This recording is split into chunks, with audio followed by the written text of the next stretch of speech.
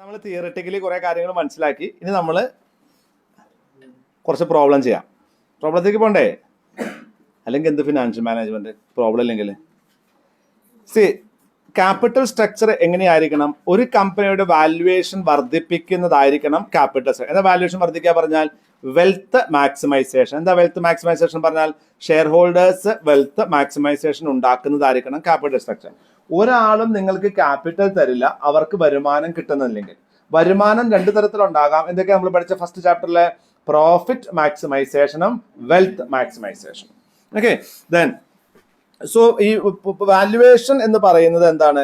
Valuation എന്ന് പറഞ്ഞാൽ equity share capital തരുന്ന ആൾക്കാർക്ക് ഇപ്പോൾ കമ്പനി വിൽക്കുകയാണെന്നുണ്ടെങ്കിൽ അതിന്റെ അസറ്റ് റിയലൈസ് ചെയ്ത് കഴിഞ്ഞാൽ എത്ര പണം കിട്ടാൻ സാധ്യതയുണ്ട്, ഇതിനെയാണ് നമ്മൾ വാല്യുവേഷൻ എന്ന് പറയുന്നത്. അതായത് നമ്മൾ ഇറക്കിയ പൈസ എത്ര ആയിട്ട് മാറിയിട്ടുണ്ട്, അതാണ് വാല്യുവേഷൻ.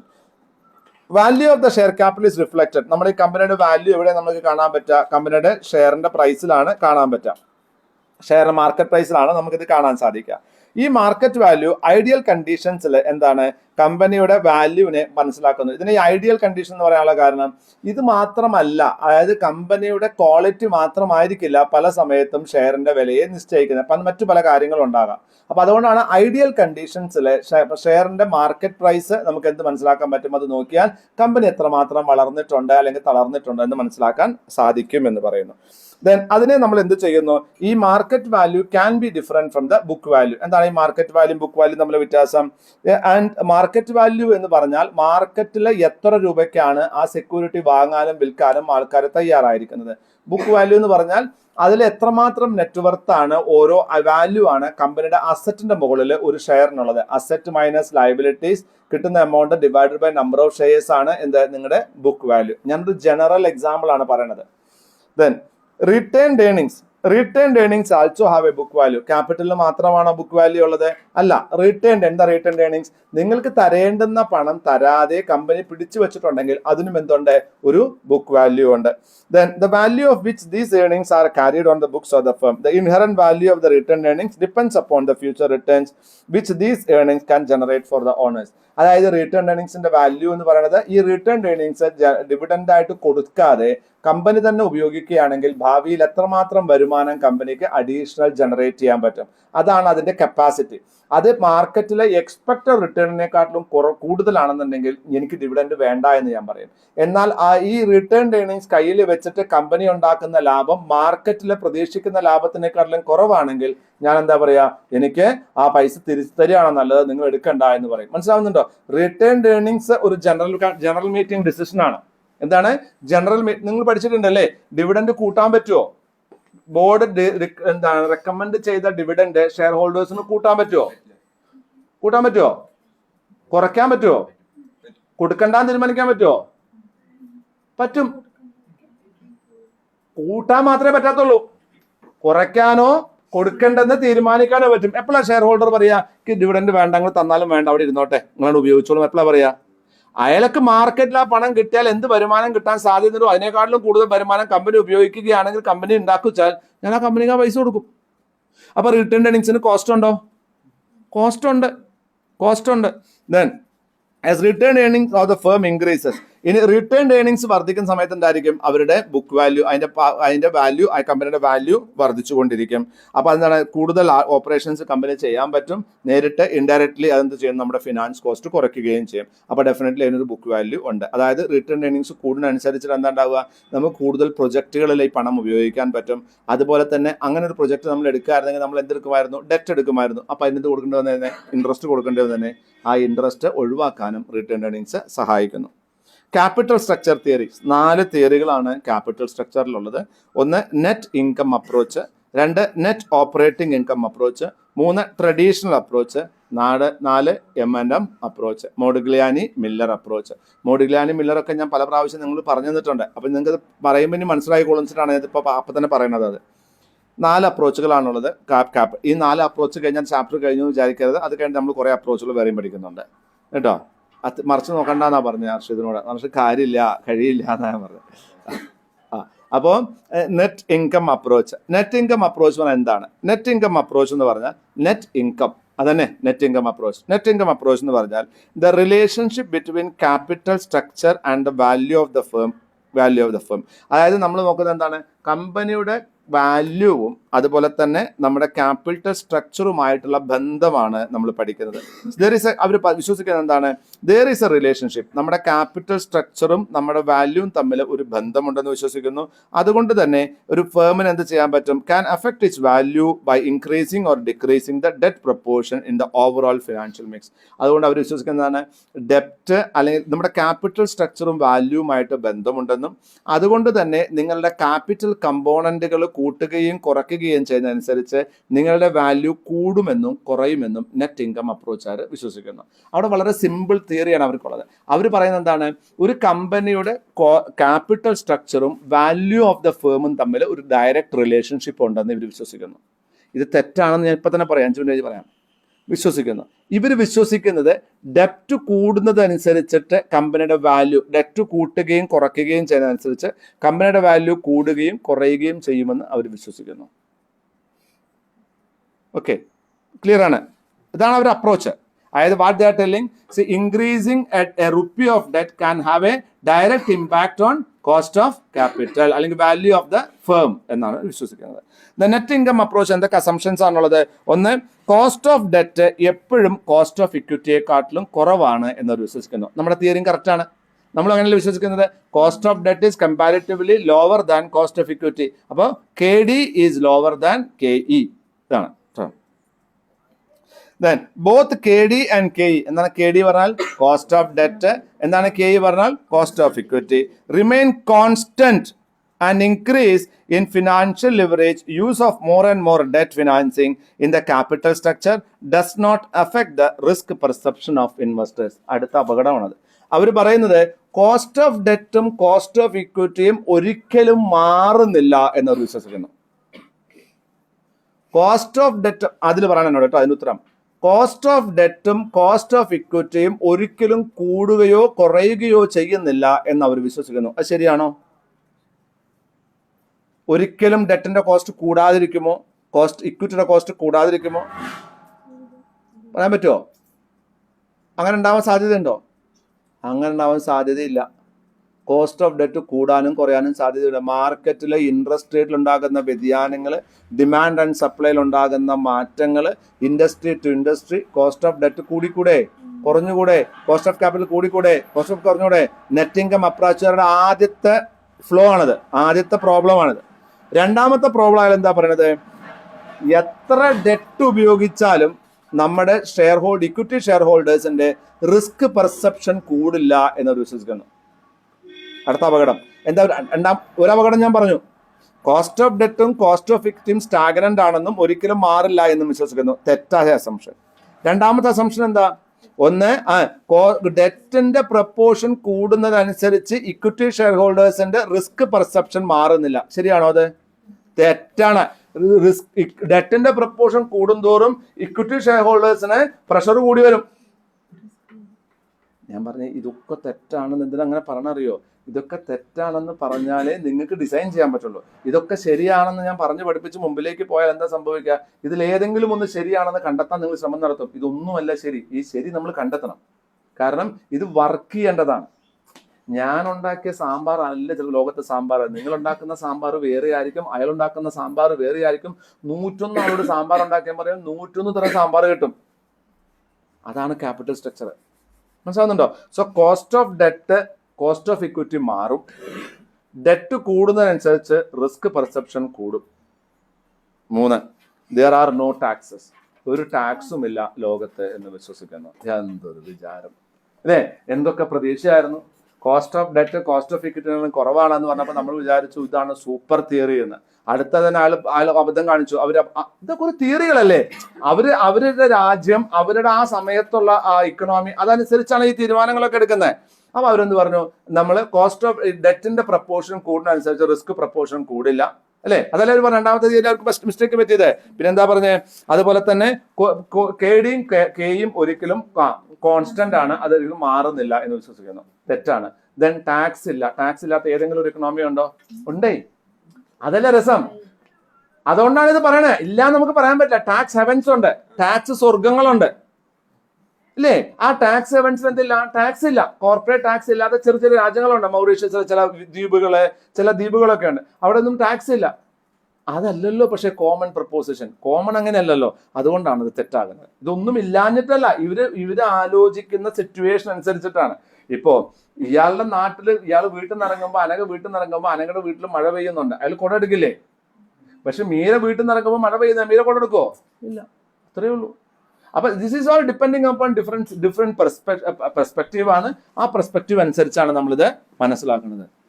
ഇതെന്താ ഹൃദയടുത്ത് മിഠായിയൊക്കെ ഇരിക്കുന്നത്? ഞങ്ങൾക്ക് ആർക്കും കിട്ടിയില്ലല്ലോ.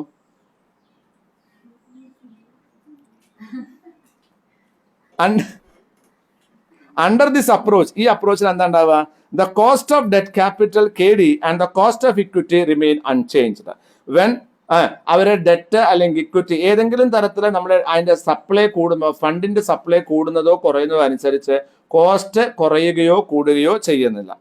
Then where here S stands for total capital is equal to debt plus equity ആണ്. The constancy of KD and KE എന്ത് ചെയ്യുന്നു? നിങ്ങൾക്ക് എത്രമാത്രം ഡെറ്റ് വേണമെങ്കിലും എടുക്കാനുള്ള അവസരം തരുന്നു. കാരണം നിങ്ങൾ വിശ്വസിക്കുന്നത് കൂടുതൽ ഡെറ്റ് എടുത്താൽ ഒരിക്കലും എന്തുണ്ടാകുന്നില്ല? കോസ്റ്റ് കൂടുന്നില്ല, ഇക്വിറ്റിയുടെ കോസ്റ്റ് കൂടുന്നില്ല, റിസ്ക് പെർസ്പെക്റ്റീവ് കൂടുന്നില്ല, ടാക്സ് ഇല്ല എന്ന് നമ്മൾ വിശ്വസിക്കുന്നു. അപ്പൊ ഈ തിയറി എന്താ പറയണത്? ഒരു ഫോർമുല എന്താണ്? KO operating cost is equal to cost of debt into debt divided by S. എന്താ എസ് എന്ന് പറഞ്ഞാൽ? Debt plus equity plus KE into equity divided by debt plus equity. ഇതാണ് അതിന്റെ തിയറി. അപ്പൊ അത് നമ്മൾ കണക്കാക്കുന്ന തിയറി. This happens. ഇതൊന്നും ഈ തിയറി ഇല്ലാണ്ട് കണ്ടെത്താൻ പറ്റും. ഞാൻ കാണിച്ചു തരാം. അത് നിങ്ങൾ ഈ തിയറി ഒന്ന് മനസ്സിലാക്കുക. അപ്പൊ നിങ്ങൾക്ക് അതിന്റെ ലോജിക്ക് മനസ്സിലാവുന്നുണ്ടല്ലോ.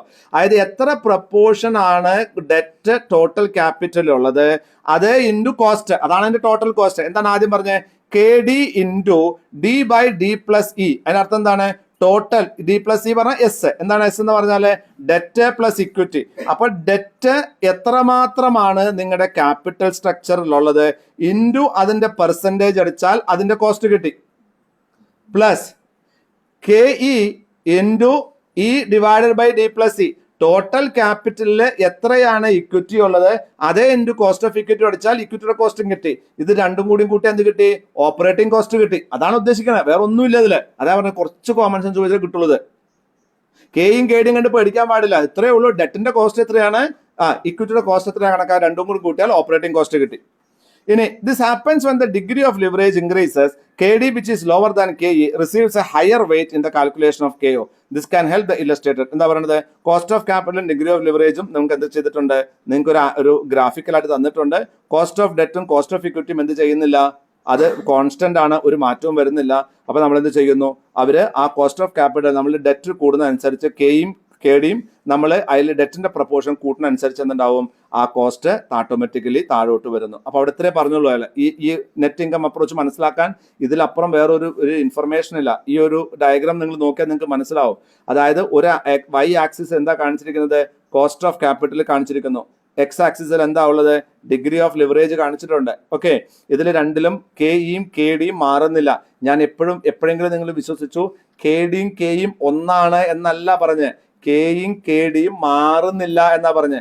കോസ്റ്റ് ഓഫ് ഇക്വിറ്റി വേറെ ആയിരിക്കാം, കോസ്റ്റ് ഓഫ് ക്യാപിറ്റൽ വേറെ ആയിരിക്കാം. അപ്പോൾ കോസ്റ്റ് ഓഫ് ഡെറ്റ് കമ്പാരിറ്റീവ്ലി കുറവാണ്, കോസ്റ്റ് ഓഫ് ക്യാപിറ്റൽ കമ്പാരിറ്റീവ്ലി കൂടുതലാണ്. പക്ഷെ അതൊരിക്കലും ചേഞ്ച് ആകുന്നില്ല എന്ന് വിശ്വസിക്കുന്നു. അങ്ങനെയാണെന്നുണ്ടെങ്കിൽ നമ്മൾ എന്താ ചെയ്യുക? നമ്മൾ കൂടുതൽ ഡെപ്റ്റ് നമ്മുടെ കമ്പനിയുടെ ക്യാപിറ്റൽ കൂട്ടുന്നതിനനുസരിച്ച് നമ്മുടെ കോസ്റ്റ് കുറയും. കുറവ് ഡെറ്റ് ആണെന്നുണ്ടെങ്കിൽ നമ്മുടെ cost of capital, total cost of capital കൂടും. അതാണ് net income approach. Net income അപ്രോച്ചിൽ കോസ്റ്റ് ഓഫ് ഡെറ്റും കോസ്റ്റ് ഓഫ് ഇക്വിറ്റിയും സ്റ്റാഗ്നന്റ് ആണെന്നും അതൊരിക്കലും ഫ്ലക്ച്വേറ്റ് ചെയ്യുന്നില്ല എന്നും വിശ്വസിക്കുന്നു. അതുകൊണ്ടാണ് നമ്മുടെ കോസ്റ്റ് ഓഫ് ക്യാപിറ്റൽ ആക്സിസിൽ നമുക്ക് കാണാൻ പറ്റുന്നത് എന്താണ്? നിങ്ങളുടെ കോസ്റ്റ് ഓഫ് ഡെറ്റും കാണാനുണ്ട്, കോസ്റ്റ് ഓഫ് ഇക്വിറ്റിയും കാണാനുണ്ട്. കോസ്റ്റ് ഓഫ് ഇക്വിറ്റി കമ്പാരിറ്റീവ്ലി കൂടുതലാണ്. നമുക്ക് ലെറ്റ്സ് സേ ഈ കോസ്റ്റ് ഓഫ് ഡെറ്റ് എന്ന് പറഞ്ഞാൽ 5%, കോസ്റ്റ് ഓഫ് ഇക്വിറ്റി 12% കരുതുക. അപ്പൊ എന്താ ഉണ്ടാവുക? ഓരോ കമ്പനിയും എന്ത് ചെയ്യും? അവരുടെ ക്യാപിറ്റൽ മിക്സിൽ കൂടുതൽ ഡെറ്റിന്റെ കമ്പോണന്റ് കൂട്ടാൻ ശ്രമിക്കും. ഇങ്ങനെ കൂടുതൽ ഡെറ്റ് കമ്പോണന്റ് കൂട്ടാൻ ശ്രമിക്കുന്ന സമയത്ത് കോസ്റ്റ് ഓഫ് ഇക്വിറ്റി കൂടുന്നില്ല. പക്ഷേ എന്തുണ്ടാവുന്നു? ടോട്ടൽ കോസ്റ്റ് തന്നെ മെല്ലെ കുറഞ്ഞു വരുന്നു. ഇതാണ് അവരുടെ അസംഷൻ. ഇതാണ് ചെയ്യേണ്ടത്. അപ്പൊ കൂടുതൽ ഡെപ്റ്റ് കൊണ്ടുവരണം എന്നുള്ളതാണ്. കൂടുതൽ ഡെപ്റ്റ് കൊണ്ടുവരുന്നതനുസരിച്ച് റിസ്ക് പെർസ്പെക്റ്റീവ് കൂടുന്നില്ല എന്നും കോസ്റ്റ് ഓഫ് ക്യാപിറ്റൽ കൂടുന്നില്ല എന്നും നമ്മൾ വിശ്വസിക്കുന്നു. ഇതാണ് net income approach. as for assumption, ഒരു അസംഷന് വേണ്ടിയിട്ട് as our assumption is that the cost of debt and equity capital would not change with the change in the level of leverage.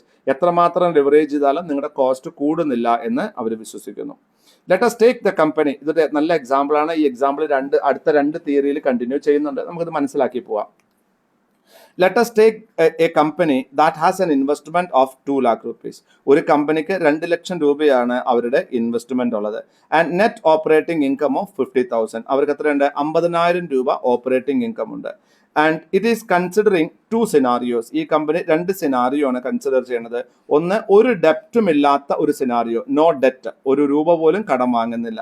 അടുത്ത scenario എങ്ങനെയാണ്? Equal level of debt, അതായത് 1 ലക്ഷം ഡെറ്റും 1 ലക്ഷം ഇക്വിറ്റിയും അവർ പ്രതീക്ഷിക്കുന്നു. എത്രയാണ്? 1 ലക്ഷം ഡെറ്റും 1 ലക്ഷം ഇക്വിറ്റിയും അവർ പ്രതീക്ഷിക്കുന്നു. Let us say that company finds out that the cost of equity is 12%. കമ്പനിക്ക് അറിയാം cost of equity 12%, cost of debt 8%. Cost of ഡെറ്റും cost of ഇക്വിറ്റിയും കൂടുന്നില്ല. The calculation show that the equity earnings would be 50,000 and 42,000 respectively in the 2 scenarios. ഈ 2 scenario എയും ബിയും ഉണ്ട്. ഒന്ന് നോ ഡെറ്റ്, ഒന്ന് ഈക്വൽ ഡെറ്റ് ആൻഡ് ഇക്വിറ്റി. ഇതിൽ ഇൻകം എന്ന് പറയുന്നത് 50,000 42,000 രൂപയാണ്. അവരുടെ ഏർണിംഗ്സ് എത്രയായിരിക്കും? 50,000 42,000. In the 2 scenarios as shown below. As the return expected on equity is 12%, we can say that this profit 12%, and therefore the market value of the equity would be such that the return would become 12% of the same. നമുക്ക് ആ problem സൊല്യൂഷനിലേക്ക് പോയി പറഞ്ഞുതരാം clear ആയിട്ട്. നമുക്ക് ഇപ്പോൾ തന്ന figure വെച്ചുകൊണ്ട് നമ്മളിത് എന്താണ് അവർ കണ്ടുപിടിച്ചത് എക്സ്പ്ലെയിൻ ചെയ്യണം. നമുക്ക് ആ ഫിഗർ വെച്ച് കണ്ടുപിടിക്കാം കേട്ടോ. നമ്മൾ ആദ്യത്തെ സിനാറിയോ എന്താണ്? ഒറ്റ സിനാറിയോ നോക്കാം നമുക്ക് ആദ്യം. ആദ്യത്തെ സിനാറിയോ എന്താണ്? ഒരു ഇക്വിറ്റി മാത്രമേ ഉള്ളൂ, നോ ഡെറ്റ്. അപ്പൊ എത്ര ഇക്വിറ്റി? 2 ലക്ഷം അല്ലെ? 2 ലക്ഷം ഇക്വിറ്റി. ആ കണക്ക് ഫോളോ ചെയ്തോ? ഇതിപ്പോ മനസ്സിലാവും. ഇത് എന്നാ ബാക്കിയൊക്കെ മനസ്സിലാവും. 2 ലക്ഷമാണ് ഇക്വിറ്റി. എത്രയാ ഡെറ്റ്? ഒരു ഡെറ്റും ഇല്ല. നമ്മുടെ ഫസ്റ്റ് സിനാറിയോയിൽ നോ ഡെറ്റ് ആണ്. അങ്ങനെയാണെന്നുണ്ടെങ്കിൽ ടോട്ടൽ ക്യാപിറ്റൽ എത്രയാണ്? 2 ലക്ഷം. അതിന്റെ കോസ്റ്റ് എത്രയാണ്? Cost of equity 12%. Cost of debt എത്രയാണ്? 8%. 8%ത്തിൽ ഡെറ്റ് ഉണ്ടോ? നമുക്ക് ഇല്ല. Cost of equity. Then earning before interest and tax എത്രയാണ്? നമുക്ക് തന്നത് എത്രയാണ് തന്നെ? ഇത്രയല്ലേ നമ്മൾ തന്ന figure. Earning before interest and tax ആദ്യത്തെ സിനാറിയോയിൽ 50,000 രൂപയാണ്. റൈറ്റ്? ലെസ് ഇൻട്രസ്റ്റ് ഉണ്ടോ ഈ കമ്പനിക്ക് ഈ സിനാറിയോയില്? ഇല്ല. എന്തുകൊണ്ടില്ല? ഡെറ്റ് ഇല്ല. അപ്പോൾ ഇൻട്രസ്റ്റ് ഇല്ല. അപ്പൊ എത്രയായി നമ്മുടെ earning after earning available to equity share holders? Earning after interest 50,000 രൂപയായി. ക്ലിയർ അല്ലേ? 50,000 രൂപയാണ് ഏണിംഗ്സ്. ശ്രദ്ധിക്കുന്നുണ്ടോ? 50,000 രൂപയാണ് ഏണിംഗ്സ്. അതിൽ യാതൊരുവിധ ഇൻട്രസ്റ്റും ഇല്ല. അതെത്തായിട്ട് മാറി? 50,000 രൂപ തന്നെ അവരുടെ profit available for share holders ആയിട്ട് മാറി. Then value of the share holders എങ്ങനെ എത്രയാണ്? 50,000 രൂപ എത്രയാണ് ഏണിംഗ്സ് എന്ന് പറഞ്ഞത്? 12%. നമുക്ക് തന്നിട്ടുണ്ടോ? തന്നിട്ടുണ്ട്. ഇക്വിറ്റിയുടെ ഏണിംഗ്സ് എത്ര തന്നിട്ടുള്ളത്? 12%. പ്രോബ്ലത്തിൽ നോക്ക്. പ്രോബ്ലത്തിൽ തന്നിട്ടുണ്ട് തൊട്ട് മുമ്പില്. കോസ്റ്റ് ഓഫ് ഇക്വിറ്റി എത്രയാണ്? 12%. അതാണ് അവർ പ്രതീക്ഷിക്കുന്ന വരുമാനം. അത് എത്രയാണ് ഇപ്പോ? 50,000. അപ്പൊ 50,000 ഡിവൈഡഡ് ബൈ 12/100 അടിച്ചേ. കോസ്റ്റ് ഓഫ് ഇക്വിറ്റി അറിയണ്ടേ നമുക്ക്? ഇപ്പോഴത്തെ പ്രസന്റ് മാർക്കറ്റ് പ്രൈസ് ആണെങ്കിൽ നമുക്കിത് അറിയണം. വേറെ വഴിയൊന്നുമില്ല. 4,16,667 അല്ലേ? ലോജിക്കലാണ്. 12% വരുമാനമാണ് ഈ കമ്പനിക്ക് കിട്ടുന്നത് എങ്കിൽ ആരോ പണം ഇൻവെസ്റ്റ് ചെയ്തിട്ടുണ്ടെങ്കിൽ അവരുടെ 12% ഈ 50,000. മനസ്സിലാവുന്നുണ്ടോ? അങ്ങനെയാണെങ്കിൽ ഈ 50,000 12% ആണെങ്കിൽ എത്രയാണ്? 100%. അതാണ് വാല്യൂ ഓഫ് ഇക്വിറ്റി. എത്രയാ? 4,16,667 രൂപയുടെ 12% 50,000. അതാണ് അയാൾ വരുമാനം. അങ്ങനെയാണെങ്കിൽ total value of the firm എത്രയാണ് ഇപ്പോൾ? 4,16,667 രൂപ. അപ്പൊ എന്താ പറഞ്ഞേ? 2 ലക്ഷം രൂപ ക്യാപിറ്റൽ വാങ്ങി ഒരു കമ്പനി ബിസിനസ് ചെയ്യുന്ന സമയത്ത് ആ കമ്പനി 12% വരുമാനം ജനറേറ്റ് ചെയ്യുന്ന ഒരു കമ്പനിയാണെന്നുണ്ടെങ്കിൽ ആ 12% ഇൻകം എന്ന് പറയുന്നത് 50,000 രൂപയാണെന്നുണ്ടെങ്കിൽ ആ 50,000 രൂപയിൽ യാതൊരു ഇൻട്രസ്റ്റും ഇല്ല എന്നുണ്ടെങ്കിൽ ആ 50,000 രൂപ ഡിവൈഡഡ് ബൈ 12 × 100 ആണ് എന്ത്? അവരുടെ ഇപ്പോഴത്തെ market value. So what has happen? 2 ലക്ഷം രൂപ ടോട്ടൽ ഡെറ്റ് വെച്ചിട്ട് അയാൾ ബിസിനസ് ചെയ്യപ്പോൾ എത്ര വാല്യൂ എത്ര കിട്ടിയ ആൾക്ക്? 4,16,667 രൂപയാണ് ഇപ്പോൾ കമ്പനിയുടെ വാല്യൂ. ഡെറ്റ് ഇല്ല ഈ കമ്പനിയിൽ. കാരണം ഡെറ്റിൽ ഒരു ഡെറ്റും ഇല്ല. അപ്പൊ കമ്പനിയുടെ വില എത്രയാണ്? 4,16,667. Let us take the scenario B. Clear ആണോ ഇത് പറഞ്ഞത്? ഇത് ക്ലിയർ ആണോ? അടുത്ത സിനാറിയോ എടുക്കും. സിനാറിയോ ബിയിൽ എന്താ ഉള്ളത്? 1,00,000 രൂപ ഇക്വിറ്റിയും 1,00,000 രൂപ ഡെറ്റും. Is it clear? അങ്ങനെയാണെങ്കിൽ ടോട്ടൽ 2,00,000 ക്യാപിറ്റൽ, 12% കോസ്റ്റ് ഓഫ് ഇക്വിറ്റിയും 8% കോസ്റ്റ് ഓഫ് ഡെറ്റും. എത്ര വരുമാനം? സെയിം 50,000 ആണ് വരുമാനം. 50,000 ആണ് വരുമാനം. ഈ ഇവിടെ 42,000 നമ്മൾ തന്നിട്ടുണ്ട്, അത് ഇൻട്രസ്റ്റ് കഴിഞ്ഞിട്ടാണ് കേട്ടോ. 50,000 വരുമാനം മൈനസ് എത്ര ഇൻട്രസ്റ്റ്? 8,000 രൂപയാണ് ഇൻട്രസ്റ്റ്. അപ്പൊ എത്ര കിട്ടി? 42,000 രൂപ വരുമാനം. ഷെയർ ഹോൾഡേഴ്സിന് കിട്ടുന്ന വരുമാനം എത്രയാണ്? 42,000 രൂപ. 42,000 രൂപ ആണ് നമ്മുടെ ഷെയർ ഹോൾഡേഴ്സിന് കിട്ടുന്ന പൈസ. എങ്കിൽ എത്ര അവർക്ക് കിട്ടേണ്ടത്? 12% ആണോ? അല്ലെ? അടിക്കൂ. 42,000 ഡിവൈഡഡ് ബൈ 12 ഇൻറ്റു 100 അടിക്കൂ. 3.5 ലക്ഷം കിട്ടിയോ? 3.5 ലക്ഷം കിട്ടിയില്ലേ? ഇനി മെല്ലെ ആ തൊട്ടുമുമ്പത്തെ പാരഗ്രാഫ് എടുക്കുക. അതിലൊരു 4.5 ലക്ഷം എഴുതിയിട്ടുണ്ട്, അവിടെ ഒരു 3 ആക്കി വെക്കുക ബുക്കില്. ആ പാരഗ്രാഫില് നമ്മൾ പറഞ്ഞില്ലേ, എക്സ്പ്ലെയിൻ ചെയ്യാൻ തുടങ്ങിയപ്പോൾ ഞാൻ പറഞ്ഞില്ലേ, ഇവിടെ നമുക്ക് ആദ്യം പ്രോബ്ലം ചെയ്യാന്ന് പറഞ്ഞില്ലേ, അവിടെ 4,16,667 കഴിഞ്ഞിട്ട് 4.5 ലക്ഷം എഴുതിയിട്ടുണ്ട്. ആ 4.5 ലക്ഷം തെറ്റാണ്, അത് 3.5 ലക്ഷമാണ് കേട്ടോ. 3.5 ലക്ഷം. അപ്പൊ എത്രയായി? 3.5 ലക്ഷം പ്ലസ് എത്രയാ മാർക്കറ്റ് വാല്യൂ? ഡെറ്റിന്റെ മാർക്കറ്റ് വാല്യൂ എത്രയാ? 1 ലക്ഷം. കാരണം 1 ലക്ഷത്തിന് കടം വാങ്ങിയിട്ടുണ്ടെങ്കിൽ മാർക്കറ്റ് വാല്യൂ കൂടുവോ? ഇല്ല, അതിന്റെ ഇൻട്രസ്റ്റ് കൊടുത്തോണ്ടിരിക്കുകയല്ലേ. അപ്പൊ 3.5 lakh plus 1 lakh, total value of the company എത്രയായി? 4.5 ലക്ഷം. അപ്പൊ ഡെറ്റ് വാങ്ങിയെടുത്തപ്പോ കമ്പനി വെറും 2 ലക്ഷം രൂപ ഇക്വിറ്റി മാത്രം വെച്ചിട്ട് ബിസിനസ് നടത്തിയപ്പോ എത്ര വില കിട്ടിയത്? Market value 4,16,667. അതേസമയം ഈ 2 ലക്ഷം 50% ഡെറ്റ് ഉപയോഗിച്ചപ്പോ എത്ര വാല്യൂ ആയത്? 4.5 ലക്ഷം. ഏതാ നല്ലത്? കൂടുതൽ ഡെറ്റ് ഉപയോഗിക്കുമ്പോൾ എന്തുണ്ടാകുന്നു? ഓട്ടോമാറ്റിക്കലി വാല്യൂ വർദ്ധിക്കുന്നു. യു പ്രൂവ്ഡ് ഇറ്റ് കേട്ടോ. Then average cost of capital. നിങ്ങളുടെ ആവറേജ് കോസ്റ്റ് ഓഫ് ക്യാപിറ്റൽ എത്രയാണ്? ഓരോന്നിന്റെ ആവറേജ് കോസ്റ്റ് ഓഫ് ക്യാപിറ്റൽ നമുക്ക് നോക്കാം. സിനാരിയോ എ എടുക്കാം. സിനാരിയോ എയില് എത്രയാണ്? 2 ലക്ഷം ഡെറ്റിന് 8% പലിശ വെച്ച് എന്തെങ്കിലും പലിശ കൊടുക്കാണ്ടോ നമുക്ക്? ഇല്ല. അപ്പൊ നമ്മൾ എത്ര കൊടുക്കാനുള്ളത്? 12% പലിശ വെച്ചിട്ട് 2 ലക്ഷത്തിന് കൊടുക്കണം, അല്ലെങ്കിൽ വരുമാനം ഉണ്ടാക്കണം. അപ്പൊ എത്രയാ കോസ്റ്റ് ഓഫ് ക്യാപിറ്റൽ? 12%. അല്ലേ? Average cost of capital scenario എയിൽ ഒന്നുമില്ല. സിനാരിയോ എയില് 12% വരുമാനമാണ് നമ്മൾ കൊടുക്കേണ്ട കോസ്റ്റ് ഓഫ് ക്യാപിറ്റൽ. അതാണ് 12% കോസ്റ്റ് ഓഫ് ക്യാപിറ്റൽ. സിനാരിയോ ബിയിൽ നോക്കൂ, 1 ലക്ഷത്തിന് 8% നമ്മൾ കൊടുക്കണം. അതുപോലെ 3.5 ലക്ഷത്തിന് 12% കൊടുക്കണം. വേണ്ടയോ? അപ്പോ 8% into 1 lakh divided by total capital. അങ്ങനെയല്ലേ നമ്മൾ കണക്കാക്കിയത്? ടോട്ടൽ ക്യാപിറ്റൽ എത്രയാ? 4.5 lakh plus 12% K E into E divided by D plus E. അല്ലേ? അപ്പൊ എന്ത് കിട്ടി? 4.5 ലക്ഷം. അത് രണ്ടും കൂടി കൂട്ടി എത്ര കിട്ടും? 11.1%. സോ വിച്ച് ഈസ് എന്താ ആവറേജ് കോസ്റ്റ് ഓഫ് ക്യാപിറ്റൽ? ഏതിലാ കൂടുതൽ? ഇക്വിറ്റി മാത്രമാണെങ്കിൽ കൂടും, ഇക്വിറ്റിയും ഡെറ്റും ആണെങ്കിൽ average cost of capital. So 2 പോയിന്റുകളാണ് നമ്മൾ മനസ്സിലാക്കുന്നത്. മനസ്സിലായില്ലേ? ചെയ്യാൻ മനസ്സിലായില്ലേ? Cost of debt is equal to എന്താണ്? എനിക്കറിയില്ല. Cost of debt into D plus E. Cost of equity ആണെങ്കിൽ, ആവറേജ് കോസ്റ്റ് ഓഫ് ഇക്വിറ്റി ആണെങ്കിൽ cost of equity into E by D plus E. ഇത് രണ്ടും കൂടി കൂട്ടിയാൽ ടോട്ടൽ കോസ്റ്റ് കിട്ടും, operating cost കിട്ടും. ഇതാണ് നമ്മുടെ 11.1 കോസ്റ്റ് ഓഫ് ക്യാപിറ്റൽ. നമ്മുടെ കമ്പനിയുടെ കോസ്റ്റ് ഓഫ് ക്യാപിറ്റൽ ഡെറ്റ് എടുക്കുമ്പോൾ 1+1 50% ഡെറ്റ് ആണെങ്കിൽ 11.1%. അതേസമയം when you are taking only equity, using only equity, it is 12%. There are 2 points to be noted.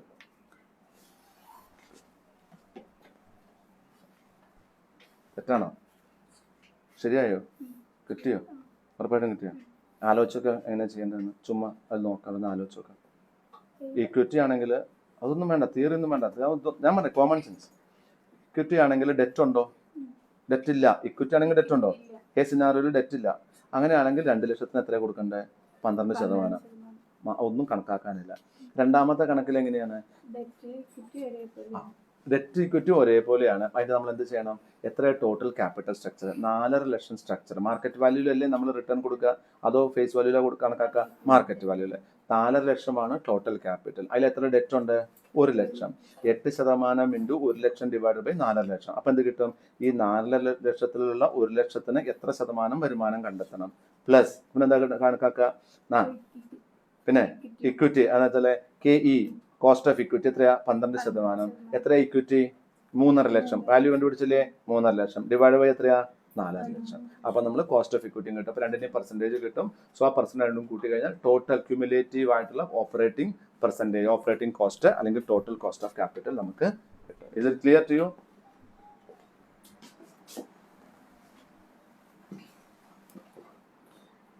രണ്ട് അസംഷൻസ് ആണ്, രണ്ട് പോയിന്റ്സ് ആണ് നോട്ട് ചെയ്യേണ്ടത്.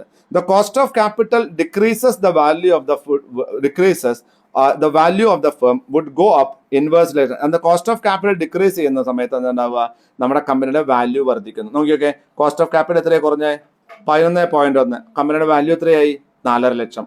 കോസ്റ്റ് ഓഫ് ക്യാപിറ്റൽ കൂടിയപ്പോൾ എന്തുണ്ടായി, കമ്പനിയുടെ വാല്യൂ കുറഞ്ഞു. കണ്ടുപിടിച്ചോ അത്? മനസ്സിലായോ അത്? നോക്കൂ, സിനാറിയോ നോക്കൂ. കോസ്റ്റ് ഓഫ് ക്യാപിറ്റൽ കൂടുതലാണോ കുറവാണോ?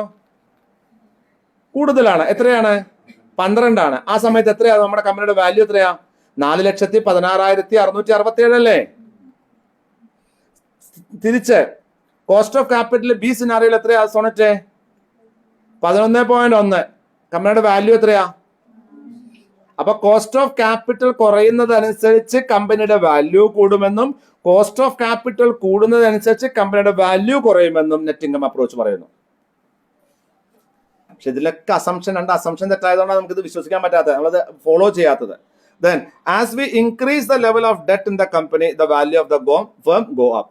അപ്പൊ നെറ്റ് ഇൻകം അപ്രോച്ച് എന്താ പറയുന്നത്? നിങ്ങൾ കൂടുതൽ ഡെറ്റ് കടം വാങ്ങുകയാണെന്നുണ്ടെങ്കിൽ നിങ്ങളുടെ കമ്പനിയുടെ വാല്യൂ വർദ്ധിക്കാൻ സാധ്യതയുണ്ട് എന്ന് ആര് പറയുന്നു? ഈ നെറ്റ് ഇൻകം അപ്രോച്ച് പറയുന്നു. അടുത്തൊരു ഇല്ലസ്ട്രേഷൻ.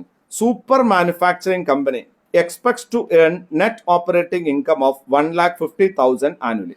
1.5 ലക്ഷമാണ് ആനുവൽ ആയിട്ട് അവർ വരുമാനം ഏൺ ചെയ്യുന്നത്. The company has 6 lakh INR 6 lakh 8% debenture. ഈ കമ്പനിയിൽ 6 ലക്ഷം രൂപയ്ക്ക് 8% ഡിബഞ്ചർ ഉണ്ട്. Cost of equity capital of the company, കമ്പനിയുടെ ഇക്വിറ്റി ക്യാപിറ്റലിന്റെ കോസ്റ്റ് എന്ന് പറയുന്നത് എത്രയാണ്? 10%. എന്താണ് കമ്പനിയുടെ വാല്യൂ? കമ്പനിയുടെ വാല്യൂ എത്രയാണ്? അതുപോലെ തന്നെ ഓവറോൾ കോസ്റ്റ് ഓഫ് ക്യാപിറ്റലും കണ്ടെത്തും. നമ്മൾ മുമ്പ് ചെയ്ത പ്രോബ്ലം അതേപോലെ ചെയ്യാനാണ് പറയുന്നത്. നിങ്ങളുടെ ഓപ്പറേറ്റിംഗ് ഇൻകം എത്രയാ പറഞ്ഞ്? 1.5 ലക്ഷം രൂപയാണ് ഓപ്പറേറ്റിംഗ് ഇൻകം. എത്ര ഡിബഞ്ചർ ഉണ്ട് നിങ്ങൾക്ക്? 8% ഡിബഞ്ചർ 6 ലക്ഷത്തിനുണ്ട്. അപ്പൊ എത്രയായി? 6 48 48,000 രൂപ നിങ്ങൾ എന്ത് കൊടുക്കണം? നിങ്ങൾ ഇൻട്രസ്റ്റ് കൊടുക്കണം. അപ്പോൾ 1.5 ലക്ഷം മൈനസ് 48,000 1,02,000 ഡിവിഡൻഡ് കൊടുക്കുന്നതിന് വേണ്ടി നമ്മുടെ കയ്യിലുള്ള പ്രോഫിറ്റ് അല്ലെ? ഇക്വിറ്റി ഷെയർ ഹോൾഡേഴ്സിന് കൊടുക്കാൻ പറ്റുന്ന പ്രോഫിറ്റ് എത്രയാണ്? 1,02,000. ഇക്വിറ്റിയുടെ ക്യാപിറ്റലൈസേഷൻ റേറ്റ് എത്രയാണ്? Cost of capital 10%. 10%. അപ്പോൾ 1,02,000 എന്ന് പറയുന്നത് 10% ആണെങ്കിൽ 100% എത്രയാ? ക്യാപിറ്റലിൽ ഇപ്പോഴത്തെ വാല്യൂ എത്രയാ? ഇക്വിറ്റിയുടെ ക്യാപിറ്റലൈസേഷൻ റേറ്റ് എന്ന് പറഞ്ഞാൽ എന്താ അറിയോ അഭിനവേ? മാർക്കറ്റിലെ ഈ ഇക്വിറ്റിക്ക് 12% വരുമാനം കിട്ടുന്നുണ്ട്. ഞങ്ങളുടെ കമ്പനി 12% വരുമാനമായിട്ട് അല്ലെങ്കിൽ 10% വരുമാനമായിട്ട് 1,02,000 ഇവിടെ ഏൺ ചെയ്തിട്ടുണ്ട്. അപ്പൊ എന്താണ് മാർക്കറ്റ് വാല്യൂ ഓഫ് ഇക്വിറ്റി? നിങ്ങൾ ഇഷ്യൂ ചെയ്ത ആ ഷെയറിന്റെ ഇപ്പോഴത്തെ വില എത്രയാണ്? മാർക്കറ്റ് വാല്യൂ എത്രയാണ്? 1,02,000 ഡിവൈഡഡ് ബൈ 10 × 100. അപ്പൊ എത്ര കിട്ടും? 10,20,000. അതാണ് അതിന്റെ മാർക്കറ്റ് വാല്യൂ. എത്രയാണ്? 10 ലക്ഷത്തി ആണോ?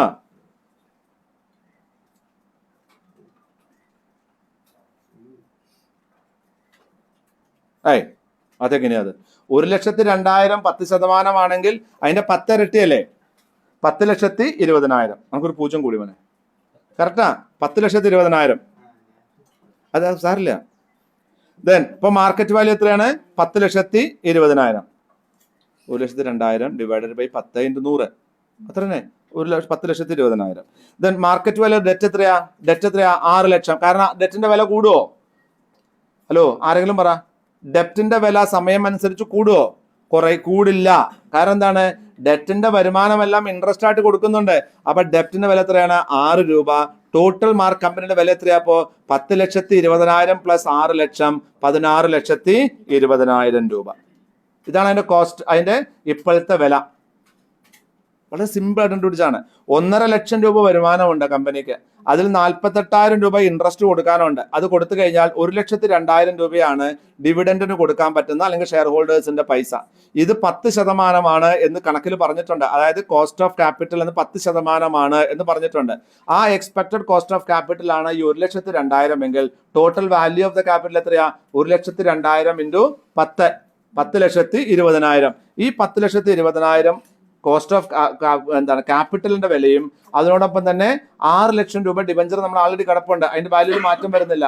16,20,000 ഇപ്പോഴത്തെ കമ്പനിയുടെ വാല്യൂ എന്ന് പറയുന്നത്. കമ്പനിയുടെ ടോട്ടൽ വാല്യൂ എത്രയാണ്? 16,20,000. കമ്പനിയുടെ വാല്യൂ കിട്ടി നമുക്കിപ്പം. ഇനി നമുക്ക് എന്താ കണക്കാക്കേണ്ടത്? ഓവറോൾ കോസ്റ്റ് ഓഫ് ക്യാപിറ്റൽ കണക്കാക്കണം. ഓവറോൾ കോസ്റ്റ് ഓഫ് ക്യാപിറ്റൽ നമുക്കിവിടെ ഡെറ്റ് ഉണ്ടോ? ഉണ്ട്. നമുക്ക് എന്താണ്? ഡെപ്റ്റ് ഉണ്ട്, ഇക്വിറ്റി ഉണ്ട്. നമുക്ക് അതൊന്നും നോക്കേണ്ട കാര്യമില്ല, വളരെ സിമ്പിൾ ആയിട്ട് നമുക്ക് കണക്കാക്കാവുന്നതേ ഉള്ളൂ. Total earning before interest and tax എടുക്കുക. 1.5 ലക്ഷം ഡിവൈഡഡ് ബൈ നമ്മൾ ടോട്ടൽ നമ്മുടെ ഇപ്പോഴത്തെ മാർക്കറ്റ് വാല്യൂ എടുക്കുക. അത് എത്ര ശതമാനം നോക്കുക? 9.3% overall cost. Overall cost of capital ഇങ്ങനെയും കണക്കാക്കാം. ഓവറോൾ കോസ്റ്റ് ഓഫ് ക്യാപിറ്റൽ കണക്കാക്കാൻ രണ്ടും കൂടി മിക്സ് ചെയ്ത് താഴ്ത്തു കൊടുന്നതല്ലേ നമ്മളിത് കണ്ടുപിടിച്ചേ. അതിന് പകരം total earning before interest and tax വെച്ചിട്ട് നമുക്ക് എന്ത് ചെയ്യാം? ഇതിന്റെ വാല്യൂ പഴയ തിയറിയും പുതിയ തിയറിയും ഉപയോഗിച്ചാൽ ഒരേ ഉത്തരമാണ് വരിക കേട്ടോ. നമുക്ക് ഓരോ പുതിയ തിയറി നിങ്ങൾക്ക് അറിയാൻ വേണ്ടി ഓവറോൾ കോസ്റ്റ് ഓഫ് ക്യാപിറ്റൽ എന്ന് പറഞ്ഞാൽ ടോട്ടൽ വരുമാനം ഡിവൈഡഡ് ബൈ ടോട്ടൽ ക്യാപിറ്റൽ. അതല്ലേ ടോട്ടൽ ക്യാപിറ്റൽ നമുക്ക് കിട്ടിയില്ലേ? 16,20,000. 1.5 ലക്ഷമാണ് വരുമാനം ഏൺ ചെയ്തത്. 1.5 ലക്ഷം ഡിവൈഡ് ബൈ 16,20,000 ഇൻറ്റു 100, 9.3% നമ്മുടെ എന്ത്? നമ്മുടെ അപ്രോക്സിമേറ്റ് കോസ്റ്റ് ഓഫ് ക്യാപിറ്റൽ, നമ്മുടെ overall cost of capital. Cost of ഡെറ്റും കോസ്റ്റ് ഓഫ് ഇക്വിറ്റിയും തന്നിരുന്നെങ്കിൽ കോസ്റ്റ് ഓഫ് ഡെറ്റും കോസ്റ്റ് ഓഫ് ഇക്വിറ്റിയും കൂട്ടിയാലാണ് ഓവറോൾ കോസ്റ്റ് ഓഫ് ക്യാപിറ്റൽ കിട്ടുന്നത്.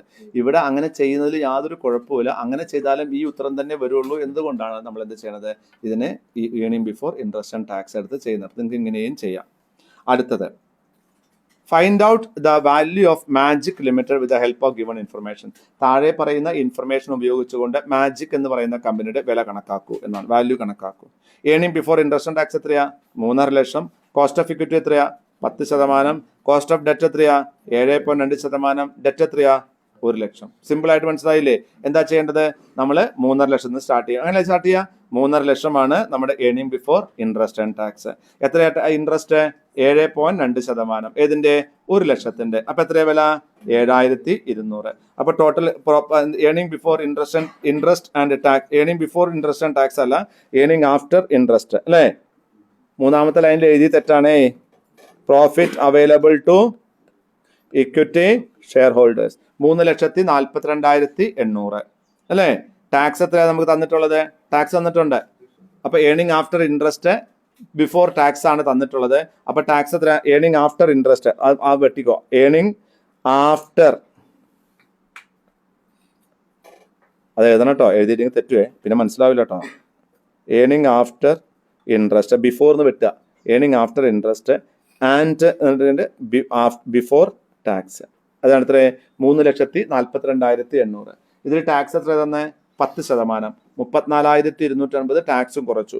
അപ്പൊ എത്രയാ net income available to share holders? 7.2. 1,72,000. 10 ലക്ഷം. ഇതിനെ 1 ലക്ഷമായിട്ട് കണക്കാക്കുക, വേറെ വഴിയൊന്നുമില്ല.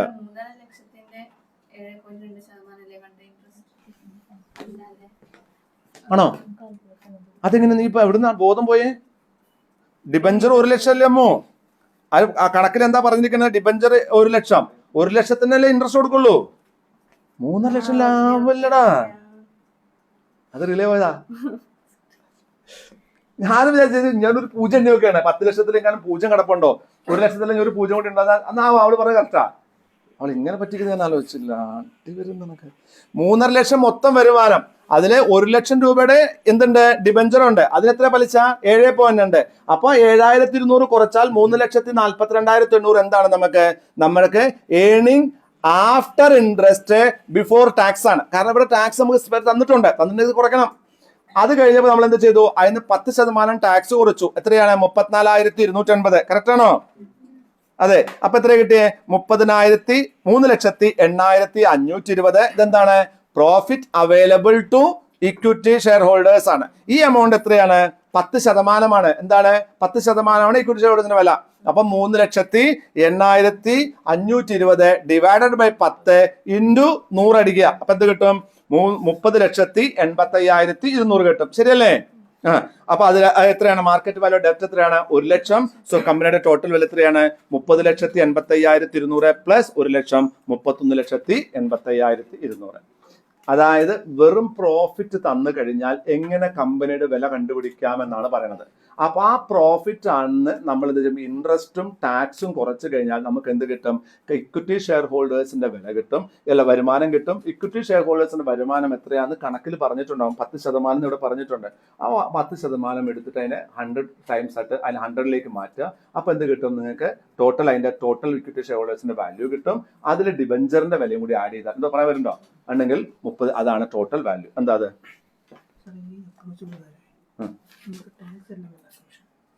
ടാക്സ് ഇല്ലെന്നാണ് അസംഷൻ. പക്ഷെ ടാക്സ് ഉണ്ട് എന്ന് പറഞ്ഞു. നമ്മൾ വേറെ വഴിയില്ലല്ലോ. അയാൾ അസ്യൂം ചെയ്യണം അതാണ്. പക്ഷെ റിയൽ ലൈഫിൽ ഇങ്ങനെ അല്ലല്ലോ. എന്താ സോണ്ട് ചോദിച്ചേ? നെറ്റ് ഇൻകം അപ്രോച്ചിൽ ടാക്സ് ഇല്ല എന്നതാണ് അസംഷൻ. പക്ഷെ കണക്കിൽ ടാക്സ് തന്നിട്ടുണ്ടെങ്കിൽ നമുക്ക് ചെയ്യാണ്ടിരിക്കാൻ പറ്റില്ല, ചെയ്തേ പറ്റത്തുള്ളൂ. അപ്പൊ നെറ്റ് ഇൻകം അപ്രോച്ചിനെ ഒന്നും കൂടി നമ്മൾ എന്ത് ചെയ്യുന്നു? ഫൈൻ ട്യൂൺ ചെയ്യാണ് അവിടെ ചെയ്യുന്നത്. മനസ്സിലാണോ? ടാക്സ് ഇല്ലെന്ന് തന്നെയാണ് അസംഷൻ. പക്ഷെ ടാക്സ് ഉണ്ട് എന്ന് കണക്കിൽ പറഞ്ഞാൽ പിന്നെ നിങ്ങൾക്ക് ഒന്നും ചെയ്യാനില്ല. ആ ടാക്സ് നിങ്ങൾ എന്ത് ചെയ്യണം? കാൽക്കുലേറ്റ് ചെയ്തിരിക്കണം. ഈ അസംഷൻ തെറ്റാണ്. ഈ പറയുമ്പോൾ എല്ലാ അസംഷൻ തെറ്റാ, ഇതൊന്നുമല്ല. അപ്പൊ ഇതൊക്കെ തെറ്റായതുകൊണ്ടാണ് നമുക്കൊരു പുതിയ അസംഷൻ എടുക്കാൻ അവസരം കിട്ടുന്നത്. നമുക്ക് എന്തെങ്കിലും ക്രിയേറ്റീവ് ആയിട്ട് ചെയ്യാൻ അവസരം ഇപ്പൊ എന്താ കിട്ടുന്നത്? ഒരു പെർഫെക്റ്റ് വീടിന്റെ മോഡൽ ഉണ്ടെങ്കിലോ എല്ലാവരും അങ്ങനത്തെ വീട് തന്നെ കിട്ടില്ലേ? നമുക്ക് ക്രിയേറ്റിവിറ്റി ഉപയോഗിക്കാൻ എപ്പോഴും അവസരം കിട്ടുന്നത്? There is no perfect home. അതല്ലേ? അതുപോലെ പെർഫെക്റ്റ് ക്യാപിറ്റൽ സ്ട്രക്ചർ ഉണ്ടെങ്കിൽ പിന്നെ ഇതിന്റെ ആവശ്യം നമുക്കിത് പഠിക്കേണ്ട കാര്യമുണ്ടോ? ഉണ്ടോ? ഫിനാൻഷ്യൽ മാനേജ്മെന്റ് പഠിക്കണം. നമുക്ക് പഠിക്കേണ്ട ആവശ്യം എപ്പോഴാണ് വരുന്നത്? പെർഫെക്ഷൻ ഇല്ലാത്തപ്പോൾ. ഒരു നിയമം പെർഫെക്റ്റ് ആയിരുന്നു എന്ന് കരുതുക, പിന്നെ നമുക്ക് കമ്പനി സെക്രട്ടറി പഠിക്കേണ്ട വല്ല കാര്യമുണ്ടോ? അപ്പൊ ഇംപെർഫെക്ഷൻ ആണ് നമുക്ക് അവസരം തരുന്നത്. ശരിയല്ലേ? അപ്പോൾ ഈ ഇംപെർഫെക്ഷൻ എന്താ പഠിക്കേണ്ടത്? ഇവരുടെ പ്രശ്നങ്ങൾ നമ്മൾ മനസ്സിലാക്കിയിട്ട് നാളെ ഹരി പറയാണ്, ഹരീസ് theory of cost of capital അല്ലെങ്കിൽ ക്യാപിറ്റൽ സ്ട്രക്ചർ അയാൾക്ക് കൊണ്ടുവരാം. അയാൾക്കൊരു ബുക്ക് എഴുതാം. ക്യാപിറ്റൽ സ്ട്രക്ചർ എന്താണ്, അത് എങ്ങനെയാണ് ഉണ്ടാവുന്നത്, അതിന്റെ അസംഷൻ എങ്ങനെയാണ്, എങ്ങനെയാ വരാം. അതാണല്ലോ അടുത്ത തിയറി ആയിട്ട് വരിക. ഒരു എഴുതിക്കോട്ടോ. അവനെന്നാ സന്തോഷം തോന്നുന്നില്ല. ഞാൻ അപ്പോൾ നന്ദന നീ ചിറിച്ചറ എന്നെ കുറിച്ചാ പറഞ്ഞത്. അപ്പൊ തന്നെയാണോ? Okay. compute the value of Elite Limited from the following figures. താഴെ പറയുന്ന ഫിഗറിൽ നിന്നും എലൈറ്റിന്റെ വില കണ്ടുപിടിക്കൂ. Further assume that the proportion of debt increases from 3 lakhs to 4 lakhs and everything else remains the same. What will be the value of the company? നമ്മളോട് പറഞ്ഞത് എന്താണ്? ആദ്യം താഴെ പറയുന്ന ഫിഗറിൽ നിന്നും വാല്യൂ കണ്ടുപിടിക്കൂ. പിന്നീട് നിങ്ങൾ ശ്രദ്ധിക്കേണ്ടത് എന്താണ്? നിങ്ങൾക്ക് 3 ലക്ഷത്തിൽ നിന്നും 4 ലക്ഷത്തിലേക്ക് ഡെറ്റ് വർദ്ധിക്കുന്നു. അങ്ങനെയാണെങ്കിൽ എത്രയായിരിക്കും വാല്യൂ എന്ന് കണ്ടുപിടിക്കൂ എന്ന് പറയുന്നു. ക്ലിയർ ആണ്? ഇവിടെ എത്രയാണ്? 1 lakh earning before interest and tax ഉണ്ട്. Then earning before interest and tax ഉണ്ട്. ബോണ്ട് എത്രയാണ്? 3 ലക്ഷം ഉണ്ട്. ദെൻ കോസ്റ്റ് ഓഫ് ബോണ്ട്സ് എത്രയാണ്? 10%.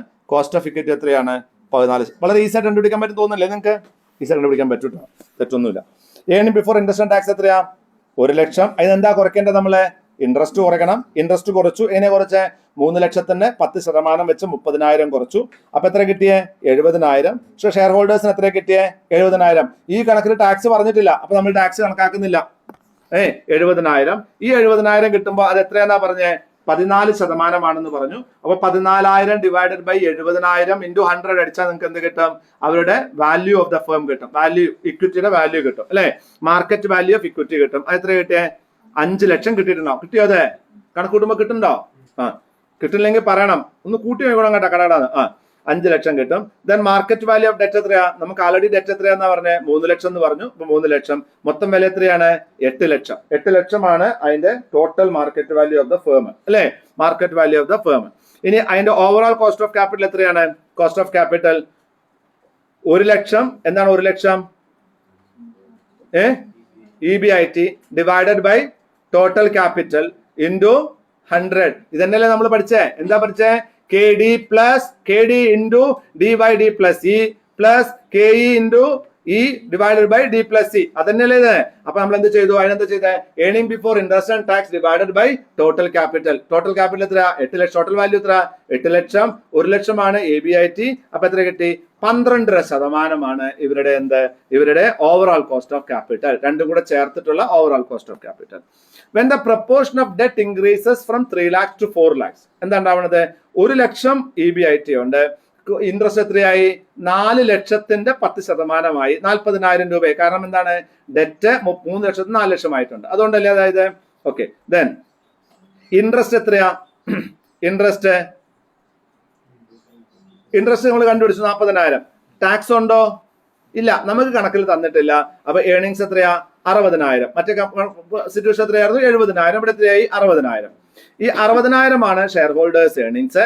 ദെൻ അതിന്റെ മാർക്കറ്റ് വാല്യൂ അപ്പൊ എത്രയായിരിക്കും, 60,000 ഡിവൈഡഡ് ബൈ 14 ഇൻറ്റു 100. അപ്പൊ എത്രയായി, 4,28,570 അപ്രോക്സിമേറ്റ് എമൗണ്ട് ആയിരിക്കും. കറക്റ്റ് ആണേ, ആണാണ്. മാർക്കറ്റ് വാല്യൂ ഇവിടെ, ഡെറ്റ് എത്രയാ, നമുക്ക് ആൾറെഡി 4 ലക്ഷം അല്ലേ, 4 ലക്ഷം. അപ്പൊ ടോട്ടൽ എത്രയായി, 8,28,570. അപ്പൊ total overall cost of capital എത്രയായി, 1 ലക്ഷം ഡിവൈഡഡ് ബൈ 8,28,570 എത്രയായി, 12%. അപ്പൊ കോസ്റ്റ് ഓഫ് ക്യാപിറ്റൽ കുറഞ്ഞു. ഡെറ്റ് കുറഞ്ഞതോടുകൂടി എന്താ, ഡെറ്റ് കൂടി, കോസ്റ്റ് ഓഫ് ക്യാപിറ്റൽ കുറഞ്ഞു. മനസ്സിലായില്ലേ? അതായത് 3 ലക്ഷം ഡെറ്റ് ഉള്ള സമയത്ത് cost of capital 12% 4 lakh debt ആയപ്പോൾ cost of capital 12%. What you understood from that, when capital മിക്സിൽ ഡെറ്റിന്റെ കമ്പോണന്റ് കൂടുന്നതനുസരിച്ചിട്ട് കോസ്റ്റ് ഓഫ് ക്യാപിറ്റൽ കുറയും എന്നാര് വിശ്വസിക്കുന്നു, നെറ്റ് ഇൻകം അപ്രോച്ച് വിശ്വസിക്കുന്നു. Is it clear now? അതിന്റെ അസംഷനിലെ പ്രശ്നം, നെഗറ്റീവ്സ് ഒക്കെ നിങ്ങൾക്ക് അറിയാം. Critically analyse net income approach in capital structure എന്നൊക്കെ പറയുകയാണെങ്കിൽ ക്രിട്ടിക്കൽ എന്ന് പറഞ്ഞാൽ പോസിറ്റീവ്സ് അല്ല, നെഗറ്റീവ് അറിയണം. Net operating income approach. എൻ്റെ മോനെ ഒരു പ്രാവശ്യം അവൻ്റെ അമ്മമ്മ കായ്പയ്ക്ക് ഉപ്പിരുണ്ട്, കായ്പയ്ക്ക പാവയ്ക്ക, നിങ്ങളുടെ നാട്ടിൽ എന്താ പറയുക, ഞങ്ങളുടെ നാട്ടിൽ കായ്പയ്ക്കാന്നാ പറയാ, ഉപ്പിരുണ്ടാക്കി കൊടുത്തു. അപ്പൊ അവൻ അമ്മമ്മയെ സന്തോഷിപ്പിക്കാൻ വേണ്ടി എന്ത് പറഞ്ഞു, സൂപ്പറായിരുന്നു. അവൻ പെട്ടു.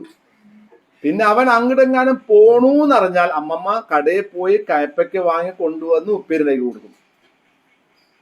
പിന്നെ അവനൊരു 5-6 മാസം വേണ്ടി വന്നു അമ്മമ്മോട് പറയാനുള്ള ധൈര്യം വരാൻ. അതുവരെ ഒന്നുകിൽ അമ്മയുടെ അടുത്തേക്ക് പോവില്ല, അല്ലെങ്കിൽ കായ്പ കഴിച്ചു മതിയാവുള്ളൂ. മനസ്സിലാവണേ പറഞ്ഞേ, if you don't like it you have to say I don't like it. ഇപ്പോഴും ഞങ്ങൾ പറഞ്ഞിരിക്കുന്ന ഒരു കാര്യമാണ്.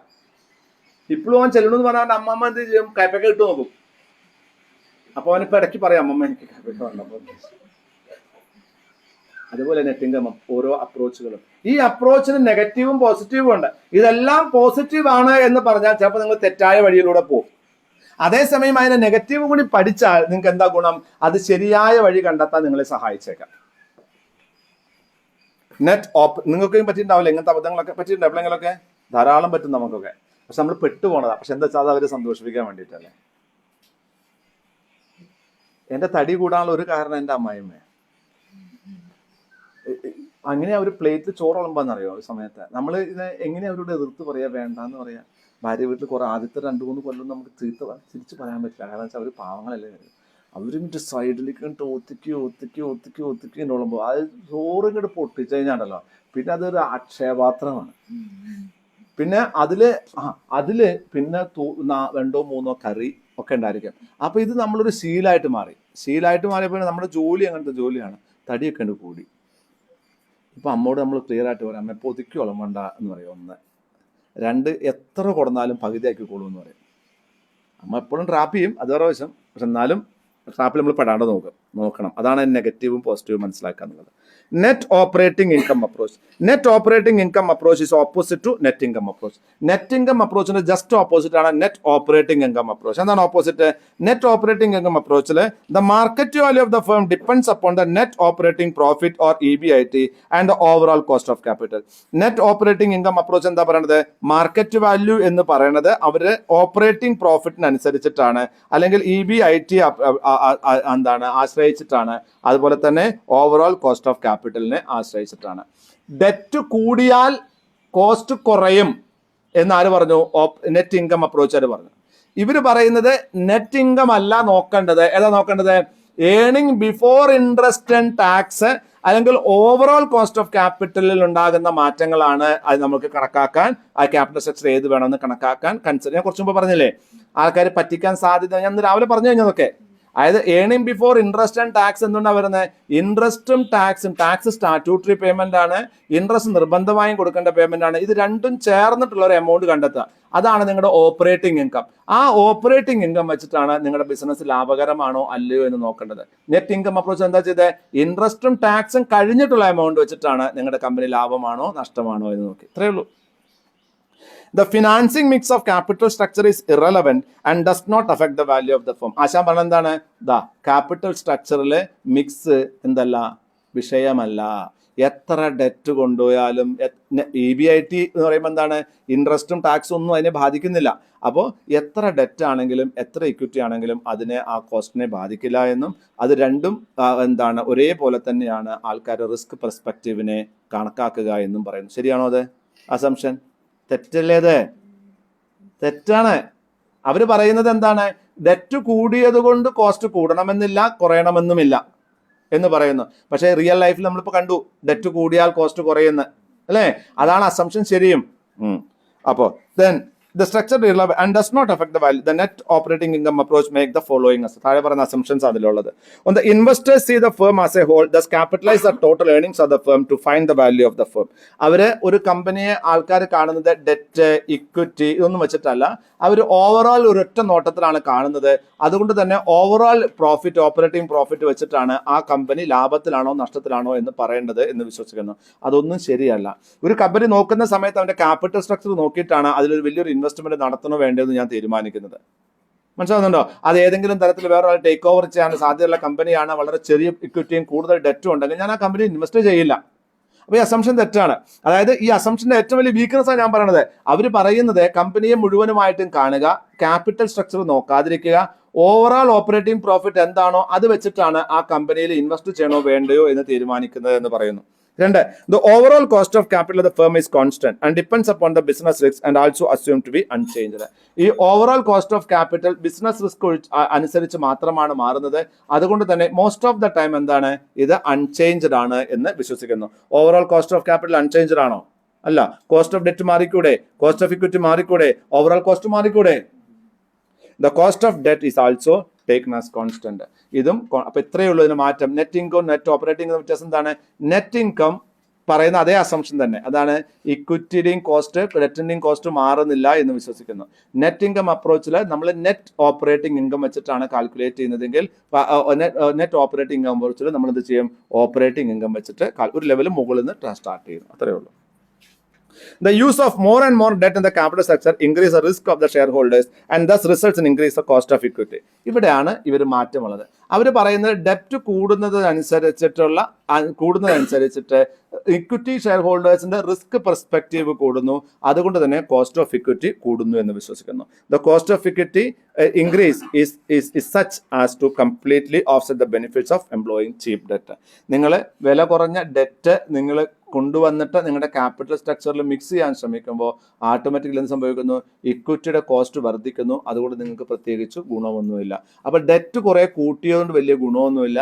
ഡെറ്റ് കൂടുമ്പോൾ കോസ്റ്റ് ഓഫ് ഇക്വിറ്റി കൂടുന്നു. അപ്പോൾ നെറ്റ് ഇൻകം അപ്രോച്ച് എന്താ പറഞ്ഞത്? കൂടുതൽ ഡെപ്റ്റ് കൊടുന്നാൽ നിങ്ങളുടെ കോസ്റ്റ് ഓഫ് ഇക്വിറ്റി കുറയുന്നു, അല്ലെങ്കിൽ ടോട്ടൽ കോസ്റ്റ് കുറയുന്നു എന്ന്, കോസ്റ്റ് ഓഫ് ക്യാപിറ്റൽ കുറയുന്നു എന്ന് പറയുന്നു.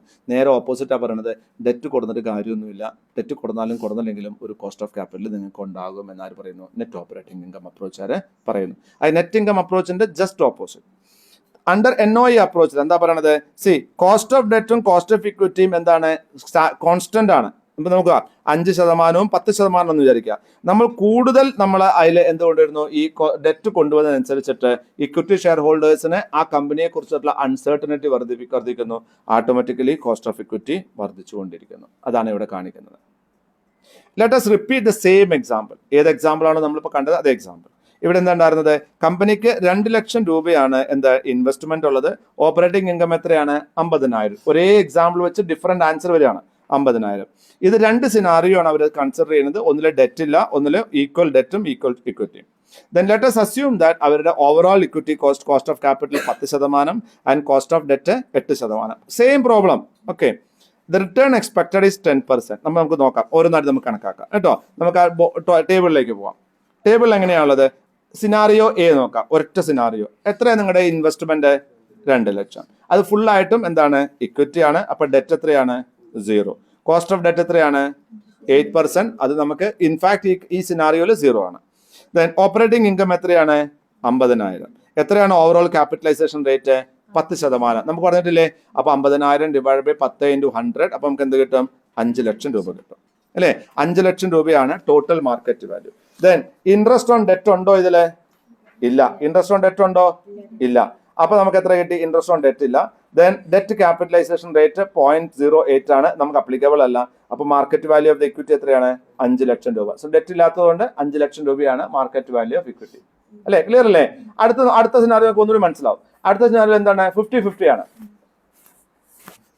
അലക്സിന് മനസ്സിലാവില്ലേ? അലസേ, 1 ലക്ഷം രൂപ ഇക്വിറ്റി ആണ്, 1 ലക്ഷം രൂപ ഡെറ്റ് ആണ്. എത്രയാ പലിശ? 8%. വരുമാനം എത്രയാ? 50,000. കോസ്റ്റ് ഓവറോൾ ക്യാപിറ്റലൈസേഷൻ റേറ്റ് എത്രയാ? 50,000 എന്ന് പറയുന്നതാണ് അവരുടെ പ്രോഫിറ്റ് എങ്കിൽ 50,000 ഡിവൈഡ് ബൈ 10 × 100, 5 ലക്ഷം. എത്രയാണ് ഇൻട്രസ്റ്റ് ഓൺ ഡെറ്റ്? 8,000 രൂപ. ക്യാപിറ്റലൈസേഷൻ റേറ്റ് എത്രയാണ്? 0.08. മാർക്കറ്റ് വാല്യൂ എത്രയാണ്? 1 ലക്ഷം ഡെറ്റിന്റെ. അപ്പൊ എത്രയാണ് വാല്യൂ? 4 ലക്ഷം. 4 ലക്ഷമായിട്ട് മാറുന്നു. അതായത് മാർക്കറ്റ് വാല്യൂ എത്രയായിട്ട് മാറുന്നു? 4 ലക്ഷം. അങ്ങനെ എന്താണ്? 5 ലക്ഷം മൈനസ് 1 ലക്ഷം. 4 ലക്ഷം അല്ലേ മാർക്കറ്റ് വാല്യൂ ഉള്ളൂ. 1 ലക്ഷം ഡെറ്റിന് പോയില്ലേ? അപ്പൊ അത് 4 ലക്ഷമായിട്ട് മാറുന്നു. ഇവിടെ എന്താ സംഭവിക്കുന്നത്? Market value of equity automatically കുറയുന്നു. ഇവിടെ മാർക്കറ്റ് വാല്യൂ ഇക്വിറ്റി കുറഞ്ഞില്ലേ? അവസാനത്തെ 2 കോളം വായിക്ക്. Market value of debt 1 lakh, market value of equity 4 lakh. ആദ്യത്തെ സിനാറിയോയിൽ എന്താണ്? Market value of debt 0, market value of equity 5 lakh. അപ്പൊ എന്താ സംഭവിച്ചത്?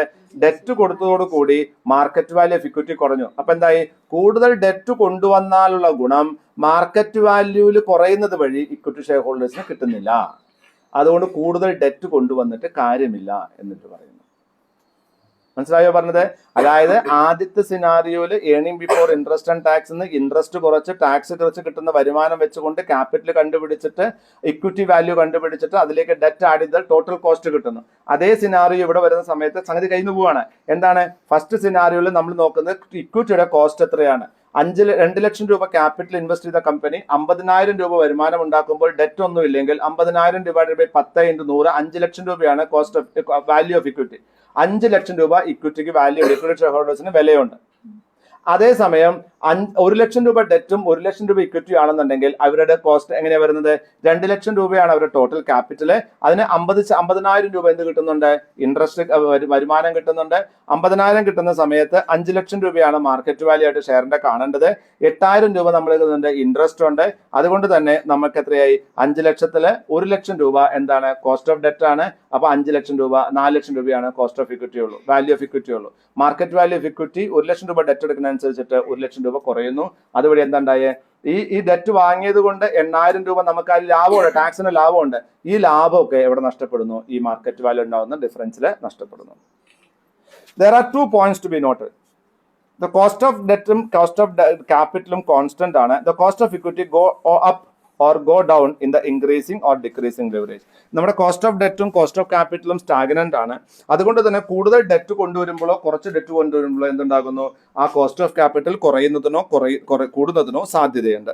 This means that we increase the level of debt in the company, the value of the firm doesn't change and that company does not benefit by taking on debt. എന്താ ഉണ്ടാവുന്നത്? കൂടുതൽ കടം കൊണ്ടുവരുന്നത് കൊണ്ട് എന്തുണ്ടാകുന്നില്ല? കമ്പനിയുടെ വാല്യൂ വർദ്ധിക്കുന്നില്ല. അതുകൊണ്ട് തന്നെ കൂടുതൽ ഡെറ്റ് കൊണ്ടുവന്നാൽ കമ്പനിക്ക് യാതൊരു ഗുണവുമില്ല എന്ന് ഈ അപ്രോച്ച് പറയുന്നു.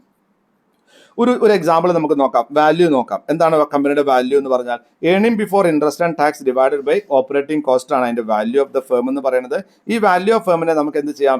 Net income after interest divide by value of equity അനുസരിച്ച് നമുക്ക് വാല്യൂ കണ്ടെത്താം. ആ വാല്യൂ കണ്ടെത്തിയാൽ ആ വാല്യൂ വർദ്ധിക്കുന്നുണ്ടോ നോക്കുക. ഡെറ്റ് കൂടുന്നതനുസരിച്ച് വാല്യൂ വർദ്ധിക്കുന്നില്ലെങ്കിൽ എന്താണ്? അതുകൊണ്ട് ഡെറ്റ് കൂട്ടിയോണ്ട് വ്യത്യസ്ത ഗുണമൊന്നുമില്ല എന്ന് നമ്മൾ മനസ്സിലാക്കുന്നു. നെറ്റ് ഓപ്പറേറ്റിംഗ് ഇൻകം അപ്രോച്ചിൽ നമുക്കൊരു കണക്ക് ചെയ്യാം. അപ്പോൾ നമുക്കത് മനസ്സിലാവും. നെറ്റ് ഇൻകം അപ്രോച്ചിന്റെ നെറ്റ് ഓപ്പറേറ്റിംഗ് ഇൻകം അപ്രോച്ചിന്റെ ഡിഫറൻസ് നിങ്ങൾക്ക് മനസ്സിലായോ? നെറ്റ് ഇൻകം അപ്രോച്ച് എന്താ പറഞ്ഞേ? More debt less cost of capital. Net operating income approach എന്താ പറയുന്നത്? More debt does not make any change actually because it is offsetted by the risk what they are taking by the equity shareholders. Illustration. Bliss has an EBIT of 4 lakhs and being a risk class of 10%. The risk class എന്ന് പറഞ്ഞാൽ 10% ആണ് cost of equity, അതാണ് risk class എന്ന് പറയുന്നത്. Then overall cost of capital is 10%. Then what is the value of equity capital if the if it employs 5% debt to the extent of 30%, 40% or 50% of total capital of rupees 20 lakhs. 20 ലക്ഷമാണ് total capital. അതിൽ 5% debt അയാൾ 30%, 40%, 50% ആക്കുകയാണെങ്കിൽ, 3 scenario, അങ്ങനെയാണെങ്കിൽ എന്താണ് കമ്പനിയുടെ value of equity capital? Equity ക്യാപിറ്റലിന്റെ വില എത്രയാണ്? അപ്പൊ ടോട്ടൽ ക്യാപിറ്റൽ എത്രയാണ്? ടോട്ടൽ ക്യാപിറ്റൽ എത്രയാണ്? 20 ലക്ഷം. അതിൽ എത്ര ശതമാനമാണ് നമ്മൾ എന്ത് ചെയ്യണത്? ആദ്യം ഇപ്പം നമുക്കുള്ളത് 20 ലക്ഷമാണ് ക്യാപിറ്റല്, 30% ഡെറ്റാണ്. 30% ഡെറ്റുള്ള സിനാറിയോ എടുക്കും. ഒരു സിനാറിയോ എടുക്കും, 30% ഡെപ്റ്റ് ഉള്ള ഒരു സിനാറിയോ എടുക്കുന്നു. 30% എത്രയാ? 20 ലക്ഷത്തിന്റെ 6 ലക്ഷം. 6 ലക്ഷമാണ് ഡെറ്റ്. എത്രയാണ് earning before interest and tax? നമുക്ക് തന്നിട്ടുണ്ട് 4 ലക്ഷം. ഓവറോൾ കോസ്റ്റ് ഓഫ് ക്യാപിറ്റൽ എത്രയാണ്? 10%. അപ്പൊ 4 ലക്ഷം ഡിവൈഡ് ബൈ 10 × 100, 40 ലക്ഷമാണ് value of the firm. Total value of the firm എത്രയാണ്? 40 ലക്ഷം. കറക്റ്റ് ആണോ ഞാൻ പറഞ്ഞത്? ടോട്ടൽ വാല്യൂ എത്രയാണ്? 40 ലക്ഷം. അതിൽ നമ്മൾ മുമ്പ് കണ്ടുപിടിച്ചാലേ അത്. ദെൻ അടുത്തത് വാല്യൂ ഓഫ് ദ ഡെറ്റ് 30% കൂട്ടാം. 30% എന്ന് പറഞ്ഞാൽ ഡെറ്റ് എത്രയാണല്ലോ? 6 ലക്ഷം. 20 ലക്ഷമാണ് ടോട്ടൽ വാല്യൂ. അതിൽ 30% എന്ന് പറഞ്ഞാൽ 6 ലക്ഷം ഡെറ്റ് ആണ്. എത്രയാ പലിശ? 5%. 5% അല്ലെ? 5% അല്ലേ? ആണ്. അപ്പൊ 5% എത്രയാണ്? 30,000 രൂപ. എത്രയാണ് പലിശ? 30,000 രൂപ. അപ്പൊ നമുക്ക് എന്തായി? 34 ലക്ഷം ഇക്വിറ്റിയും 6 ലക്ഷം ഡെറ്റും കിട്ടി. അതിന് 30% പലിശ പോയപ്പോൾ 4 ലക്ഷം 30% പോയ എത്രയാണ്? 3,70,000 രൂപയാണ് ആർക്കുള്ളൂ? Equity share ഹോൾഡേഴ്സിനുള്ളൂ. അപ്പൊ അവർക്കുള്ള വാല്യൂ എത്രയാണ്? ഈ എത്ര എങ്ങനെ എമൗണ്ട് കണ്ടുപിടിക്കുക? 3,70,000 ഡിവൈഡഡ് ബൈ 34 ലക്ഷം. 10.88% വരുമാനം. ഞാൻ ഒരു പ്രാവശ്യം കൂടി റിപ്പീറ്റ് ചെയ്യണു, തല ഒന്ന് ശ്രദ്ധിച്ച് കേട്ടോ. വളരെ ഈസി ആയിട്ടുള്ള പ്രോബ്ലമാണ്, ഒരു സംശയവും വേണ്ട. ഈ പ്രോബ്ലം പറയുന്നത് ഒരു കമ്പനിയുടെ ക്യാപിറ്റൽ എന്ന് പറയുന്നത് 20 ലക്ഷമാണ്. ടോട്ടൽ ക്യാപിറ്റൽ 20 ലക്ഷമാണ്. ഓക്കെ, 4 ലക്ഷം രൂപ വരുമാനം ഉണ്ടാക്കുന്ന ഒരു കമ്പനിയാണ്. 10% cost of capital, 5% cost of debt. 3 scenario പറയുന്നു. 30% ഡെറ്റ്, 40% ഡെറ്റ്, 50% ഡെറ്റില് ഈ കമ്പനി പോവുകയാണെങ്കിൽ ഇതിന് ഇക്വിറ്റി ഷെയർ ഹോൾഡേഴ്സിന്റെ വില എത്രയാണ്? അവർക്ക് കിട്ടുന്ന വരുമാനം എത്രയാണ്? ഇതാണ് നമുക്ക് കണക്കാക്കേണ്ടത്. നമ്മൾ സ്റ്റാർട്ട് ചെയ്യുന്ന എവിടെ നിന്നാണ്? Earning before interest and tax എന്നാണ് സ്റ്റാർട്ട് ചെയ്യുന്നത്. നമുക്ക് ആൾറെഡി തന്നിട്ടുണ്ട്. എത്രയാണ്? 4 ലക്ഷം രൂപ. 4 ലക്ഷം രൂപയാണെങ്കിൽ ഓവറോൾ പ്രോഫിറ്റ് 4 ലക്ഷം രൂപയാണെങ്കിൽ ഓവറോൾ കോസ്റ്റ് ഓഫ് ക്യാപിറ്റൽ എത്ര നമുക്ക് തന്നെ? 10% തന്നിട്ടുണ്ട്. ഉണ്ടോ? പ്രോബ്ലത്തിൽ തന്നിട്ടുണ്ട്. എന്താ തന്നത്? Overall cost of capital, the overall cost of capital is 10%. അപ്പൊ 4 ലക്ഷം എന്ന് പറയുന്നത് ഏതോ ഒരു എമൗണ്ടിന്റെ 10% ആണെങ്കിൽ 4 ലക്ഷം ഡിവൈഡഡ് ബൈ 10 × 100 ആണ് ടോട്ടൽ ക്യാപിറ്റൽ. അപ്പൊ എത്ര കിട്ടും? 40 ലക്ഷം കിട്ടും.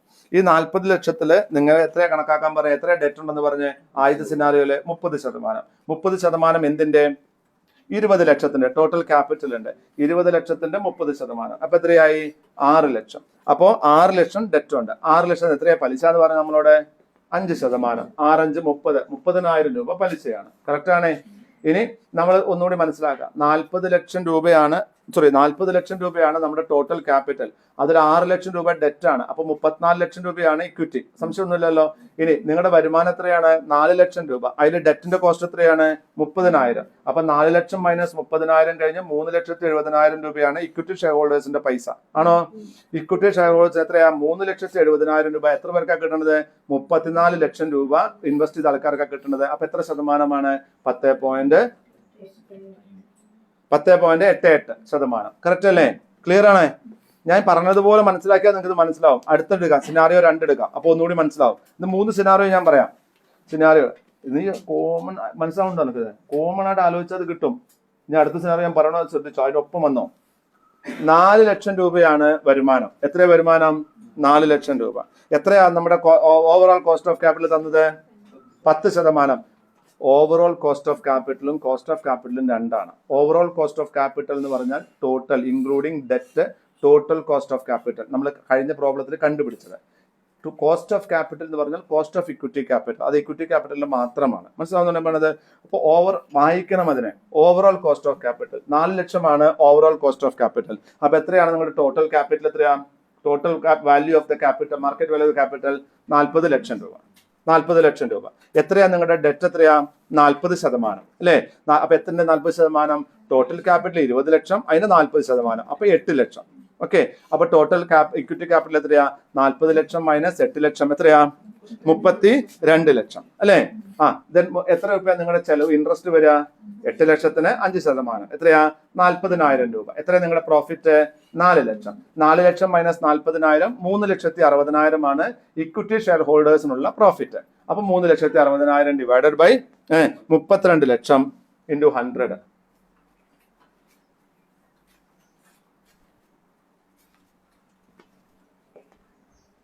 അതിനൊക്കെ മനസ്സിലായോ? മനസ്സിലായോ? ഉറപ്പായിട്ടോ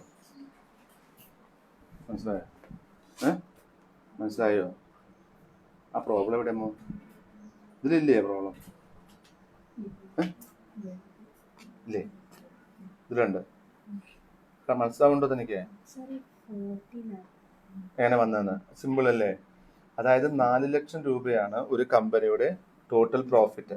ആ total profit overall cost of capital പറഞ്ഞ എന്താണ്? നിങ്ങൾക്ക് കിട്ടേണ്ടുന്ന വരുമാനം. അപ്പൊ എത്രയാണ് കിട്ടിയത്? 4 ലക്ഷം രൂപ ഏതോ ഒരു എമൗണ്ടിന്റെ 10%. ഇതാണ് നിങ്ങളുടെ ജോലി.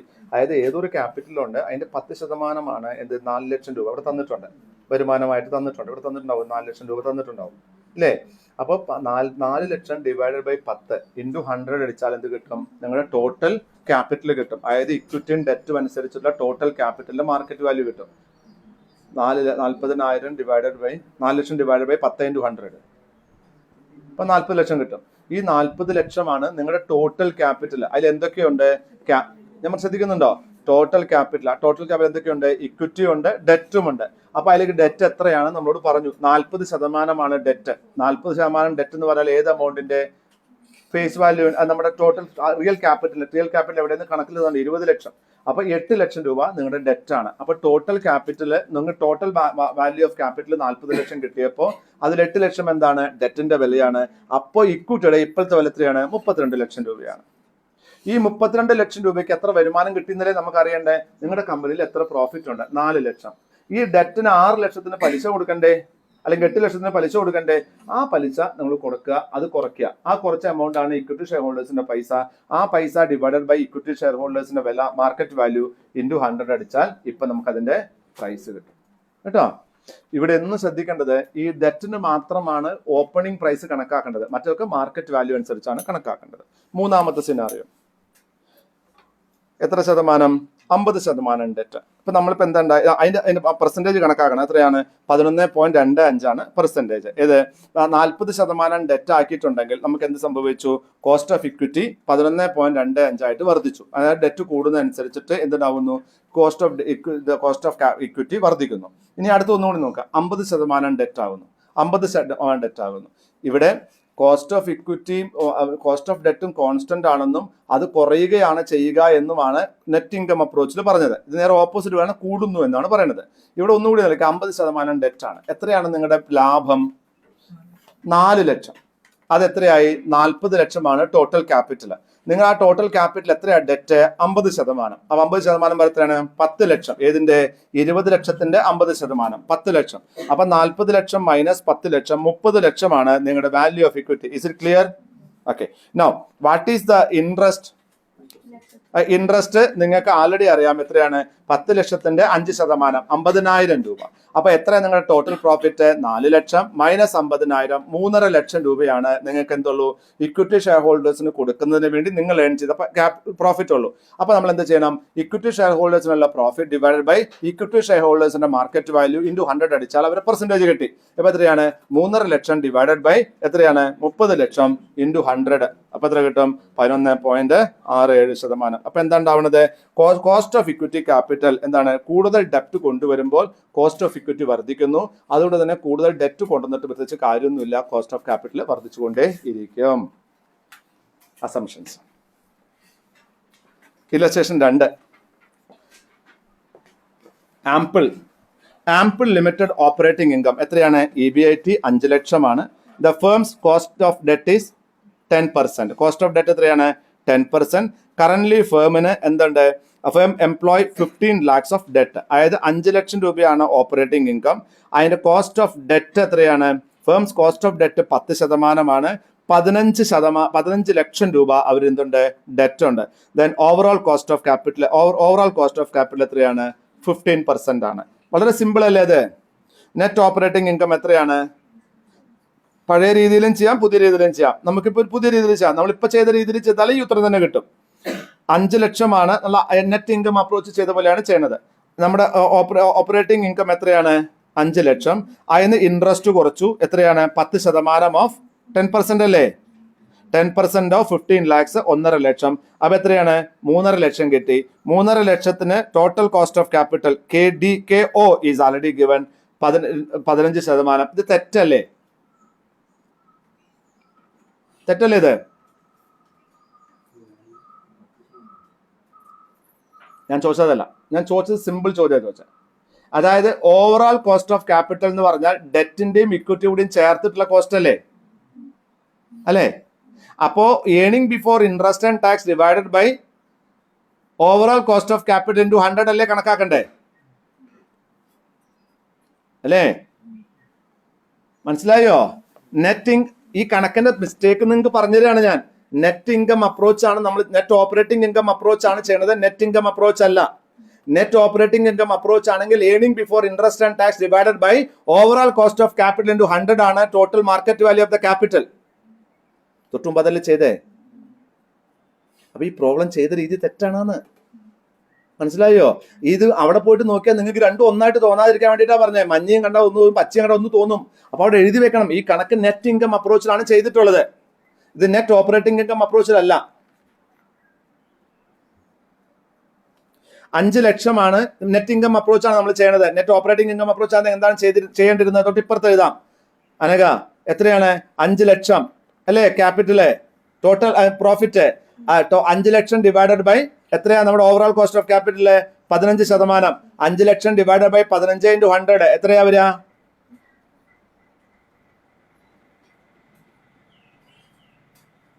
ആരെങ്കിലും പറഞ്ഞോ?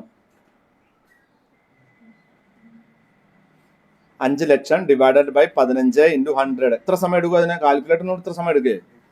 ശകുന്തളാദേവിയെ കൊണ്ടുവരുള്ളൂ ഞാൻ. 30